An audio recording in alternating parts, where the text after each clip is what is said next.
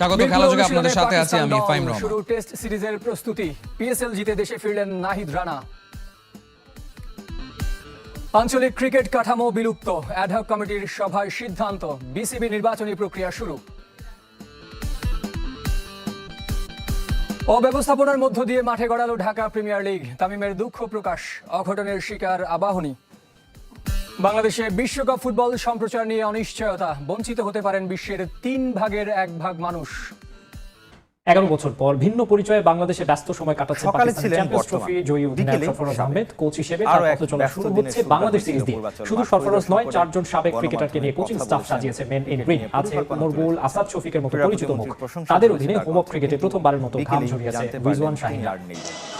11 বছর পর বাংলাদেশে সরফরাজ আহমেদ। এই সময়ে পরিচয় বদলেছে, ক্রিকেটার থেকে কোচ, নতুন যাত্রা শুরু চ্যাম্পিয়ন্স ট্রফি জয়ী সাবেক পাকিস্তান অধিনায়কের।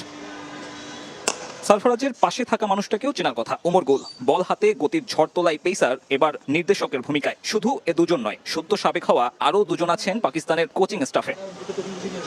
ব্যাটিং কোচ আসাদ শফিক আর ফিল্ডিং কোচের দায়িত্বে আব্দুল সাদ। গুরু দায়িত্বে নতুনদের নিয়েই বাংলাদেশ সফরে এসেছে টিম পাকিস্তান। কারণটা সহজ, কোচ হিসেবে নিজেদের মানুষদের অভিজ্ঞ করার মিশনে নেমেছে পাকিস্তান ক্রিকেট বোর্ড। বাংলাদেশের মতো পাকিস্তানও চলতি বছর প্রথমবারের মতো গায়ে তুলবে সাদা জার্সি। পিএসএল এর মারকাটারি ক্রিকেট থেকে ধৈর্যের পরীক্ষায় তাই মানিয়ে নেওয়ার চ্যালেঞ্জ মেন ইন গ্রিনের। শাহীন রিজওয়ানরা সে কাজ শুরু করে দিয়েছে ঢাকায় পা রেখেই। অভিষেকের অপেক্ষায় থাকা 4 জন ক্রিকেটার নিয়ে বাংলাদেশ সফরে পাকিস্তান টেস্ট ক্রিকেট দল। চ্যাম্পিয়নশিপের টেবিলে 5 নম্বরে সালমান আঘারা। বাংলাদেশ সিরিজে ভালো না করলে চিরপ্রতিদ্বন্দ্বী ভারতের কাছে জায়গা হারাতে পারে অতিথিরা। নতুন কোচিং স্টাফের জন্য তাই সেরা প্রস্তুতি নেয়ার বিকল্প নেই।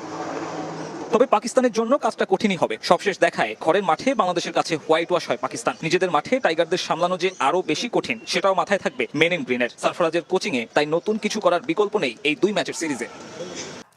পিএসএল চ্যাম্পিয়ন পেশোয়ার জলমি দীর্ঘ 9 বছরের ফ্র্যাঞ্চাইজিটিকে শিরোপা জেতানোর সকালে ছিলেন ভূমিকা রেখেছে বর্তমান, বাংলাদেশের বিকেলেই দেশে ফিরে জানিয়েছেন নিজের আরো এক খুশির ব্যস্ত কথা। দিনের পাকিস্তানি শুরু ব্যাটারদের হয়েছিল বিপক্ষে পূর্বাচল খেলার মাঠ অভিজ্ঞতা পরিদর্শন থাকলেও করে ফরম্যাট ভিন্ন বলে গণমাধ্যমে কথা বাড়তি বলেছেন, কোনো সুবিধা পাবেন না ক্রিকেট জানিয়েছেন পরিকল্পনাও তুলে নাহিদ। ধরেছেন।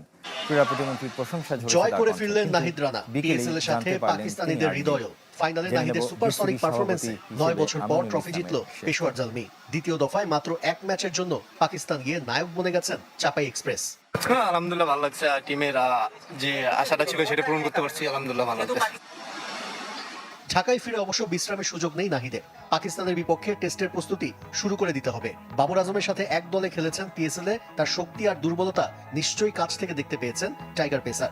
আসলে টেস্ট ক্রিকেট এবং টি-20 ক্রিকেট টোটালি ডিফারেন্ট। সো আমি চেষ্টা করবো যে আমার প্রসেসের মধ্যে থেকে যে জিনিসটা এতদিন করে আসছি ওই জিনিসটা করবো টেস্টে। পিএসএল এ খেলতে গিয়ে অনেক পাকিস্তানি ক্রিকেটার এখন নাহিদ রানার বন্ধু। তাদের আতিথেয়তায় মুগ্ধ বাংলাদেশের পেস সেন্সেশন। ভালো করে ভালো উপভোগ করেছি। থ্যাংক ইউ ভাই। অব্যবস্থাপনার মধ্য দিয়ে শুরু হলো বহুল প্রতীক্ষিত ঢাকা প্রিমিয়ার লিগ। নির্ধারিত সময়ের 1.5 ঘন্টা পর হয়েছে উদ্বোধন। উপস্থিত থাকতে না পারায় পরে মাঠে এসে দুঃখ প্রকাশ করেছেন তামিম ইকবাল।